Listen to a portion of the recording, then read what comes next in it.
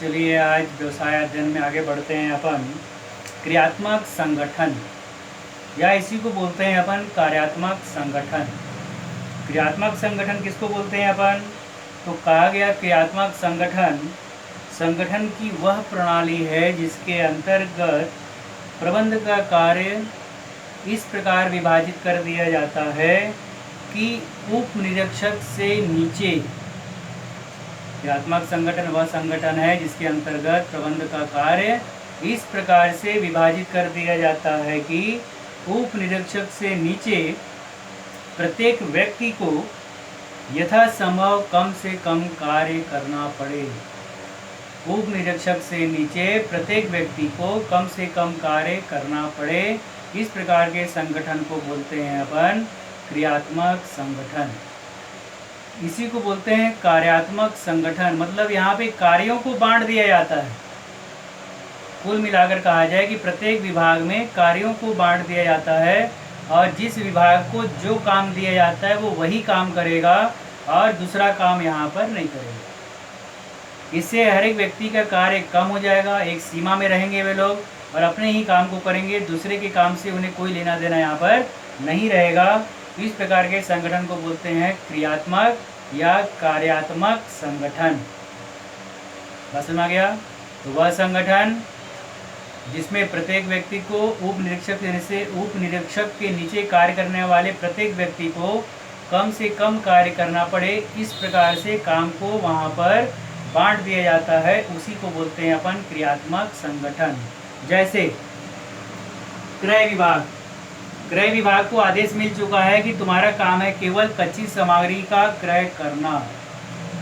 आदेश मिला है जितनी मात्रा में भी खरीदने के लिए उतनी मात्रा में ही क्या करेगा, वो वस्तु का क्रय करेगा। तो जो विभाग वस्तु का क्रय करेगा वो कहलाता है क्रय विभाग।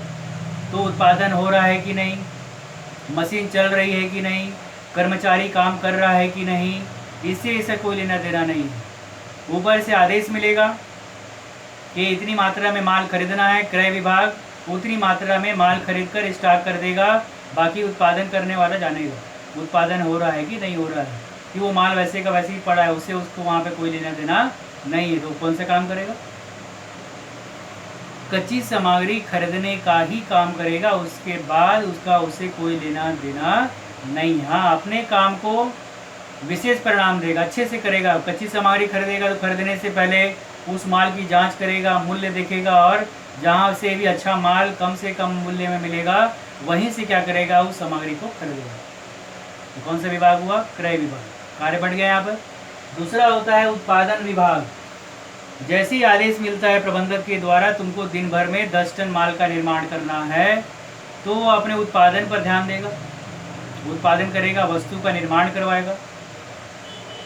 सामग्री है तो उत्पादन करेगा, मगर मान लो अगर सामग्री नहीं है तो एक नोटिस बनाकर दे देगा या एक पत्र लिखकर प्रबंधक तक भेज देगा कि यहाँ पे माल नहीं था इसलिए उत्पादन नहीं हुआ। तो माल है कि नहीं, जितनी मात्रा में माल है उसके हिसाब से काम करेगा, और माल अगर नहीं है, उत्पादन बंद रहेगा, तो उसका एक जो है आवेदन बना देगा, लेटर लिख देगा और उसमें लिखेगा कंप्लेन कि माल नहीं था इसलिए आज उत्पादन नहीं हुआ। उत्पादन विभाग माल खरीदने के लिए नहीं जाएगा, केवल जानकारी दे देगा कि इस कारण से उत्पादन नहीं हुआ।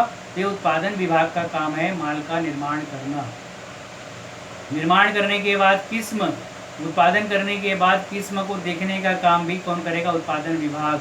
कि जो मैं वस्तु का निर्माण कर रहा हूँ और जैसा किस्म का वस्तु बनाने के लिए मुझे कहा गया था उस किस्म की वस्तु बन रही है कि नहीं। तो उत्पादन और किस्म दोनों देखने का जिम्मेदारी किसका होता है? उत्पादन विभाग का होता है।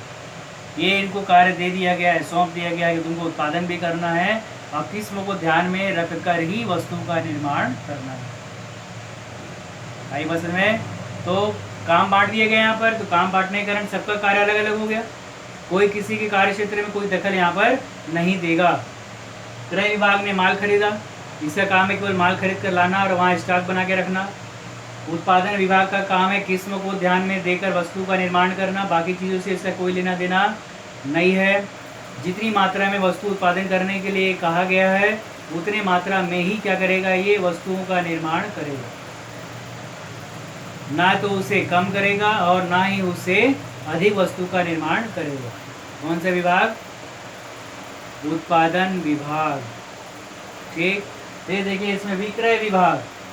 विक्रय विभाग को आदेश मिला है कि जैसी वस्तु बनकर तैयार हो जाएगी उस माल को संग्रहित करना और उसे मार्केट में ले जाकर व्यापारियों के पास तक बेच देना, विक्रय करना, ये इसका काम है। ये ना तो उत्पादन करने के लिए जाएगा, ना सामग्री की व्यवस्था करने के लिए जाएगा, इसका काम है केवल विक्रय करना। माल तैयार है, ले जाएगा, बेचेगा। माल तैयार नहीं है, चुपचाप बैठा रहेगा। क्यों? क्योंकि इसका काम है क्या? विक्रय करना। और जब माल बनकर तैयार ही नहीं रहेगा तो ये विक्रय क्या करेगा? समझना? तो विक्रय करने का काम भी कौन करता है यहाँ पर? विक्रय विभाग। इसीलिए तो नाम पड़ गया ना, क्रियात्मक संगठन। विक्रय विभाग में जो जो व्यक्ति होते हैं सब मिलजुल कर उनका जो समूह है उस माल को बेचने का काम करता है। तो यहाँ पे कार्य को क्या किया गया? बांट दिया गया है ताकि किसी एक व्यक्ति पर पूरा बोझ ना पड़े और वह व्यक्ति अपना कार्य करते करते उसमें एक विशेष योग्यता को प्राप्त कर ले। आई बस में वित्त विभाग। वित्त विभाग का काम है पूंजी की व्यवस्था करना।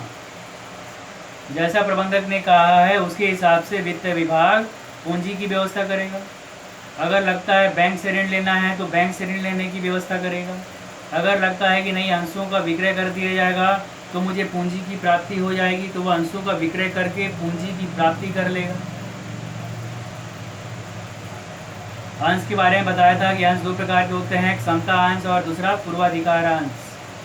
समता अंश और पूर्वाधिकार अंश में केवल दो ही अंतर होता है कि समता अंशधारी कंपनी की सभा में शामिल हो सकता है और पूर्वाधिकार अंशधारी कंपनी की सभा में शामिल नहीं हो सकता। पूर्वाधिकार अंशधारी को लाभांश मिलता रहेगा, चाहे कंपनी को लाभ हो चाहे हानि, लेकिन समता अंशधारी को लाभांश कब मिलेगा? जब कंपनी को लाभ होगा तब, और अगर कंपनी को हानि हो गई तो ऐसी दशा में उसको वहाँ पर लाभांश की प्राप्ति नहीं होगी। समता अंशधारी कंपनी का स्वामी बन सकता है, मालिक बन सकता है। वो कब बनेगा मालिक? अगर मान लो कंपनी ने उसको 2 साल 3 साल 4 साल तक कम से कम अगर लाभांश नहीं दिया तो ऐसी दशा में वो कंपनी का स्वामी भी बन सकता है। कौन सा अंशधारी? समता अंशधारी। आई बस में तो ये याद रखना है, समता अंशधारी और पूर्वाधिकार अंशधारी जो हम अकाउंट में ही पढ़ेंगे और यहाँ भी काम करेगा, दोनों जगह काम करेगा ये। इसके बारे में डिटेल और पढ़ेंगे आगे में अपन। तो यहाँ पे ध्यान देना है कि वित्त विभाग का काम क्या होता है? वित्त की व्यवस्था करना। ये वित्त की व्यवस्था करेगा तो वित्त की व्यवस्था से ही माल का क्रय विक्रय होता है। ये काम किया किसने किया? वित्त विभाग ने। ठीक, फिर चलते हैं आगे अपन इसी में। कर्मचारी। जितने भी कर्मचारी वर्ग के व्यक्ति हैं, कर्मचारियों का जो समूह है उसके माल के क्रय से, वित्त से, उत्पादन से लेना देना नहीं है। कर्मचारी को जो कार्य सौंपा गया है वो अपना काम करेगा। जिस व्यक्ति को जो काम दिया गया है वो अपना काम करेगा। जैसे मान लीजिए मरम्मत करना है, मरम्मत करने के लिए एक व्यक्ति की नियुक्ति कर दी गई है, तो जब वहाँ पे कर्मचारियों का जो समूह है वहाँ से काम करके जब चला जाएगा तो एक व्यक्ति की नियुक्ति की गई है, काय के लिए? नवीनीकरण के लिए, मरम्मत के लिए। तो सभी के जाने के बाद सारे काम को देखने का काम कौन करता है यहाँ पर? वह व्यक्ति जिसे मरम्मत करने के लिए रोका गया है। और सबके जाने के बाद देखेगा मशीन ठीक ठाक है कि नहीं, साफ़ सफाई करेगा, तेल पानी की व्यवस्था करेगा। और इस प्रकार से तेल पानी की व्यवस्था जब करेगा ताकि अगले दिन जैसे ही कर्मचारी वहाँ पे काम करने के लिए आए तो मशीन उसको सही सलामत वहाँ पर मिल जाए। तो इसकी व्यवस्था भी कौन करता है यहाँ पर? प्रबंधक। कार्य सौंप दिया कि तुम्हारा काम है मशीन की मरम्मत करना। तो इस प्रकार से जो भी कर्मचारी को यहाँ पे रखा गया है सबको कार्य सौंप दिया गया है और उसके हिसाब से क्या करते हैं वो कर्मचारी वहाँ पर काम करता है। आगे बस में तो एक कर्मचारी। प्रशासन। प्रशासन जो पूरी देखभाल करता है, पूंजी लगाने का काम करता है, ये प्रशासन का काम होता है। तो ये प्रशासन देखता है कि जैसा मैं आदेश दिया हूँ उसके हिसाब से काम हो रहा है कि नहीं, मेरी संस्था लाभ में चल रही है कि हानि में चल रही है। ये प्रशासन जो कंपनी का मालिक होता है वो कहलाता है प्रशासन। वो जो पूंजी लगाने का काम करता है उसको क्या बोलते हैं अपन? प्रशासन। तो इस प्रकार से समस्त कार्यों को बांट दिया जाता है, और बांटने की क्रिया को ही क्या बोलते हैं अपन यहाँ पर, क्रियात्मक संगठन। आगे बात में